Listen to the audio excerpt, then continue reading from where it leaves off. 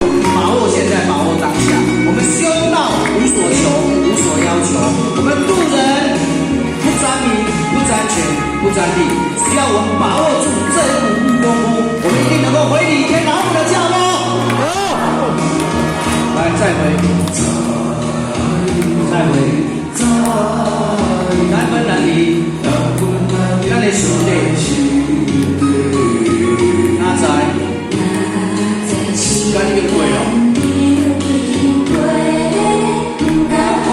辛苦的，所以我暂时要来分享。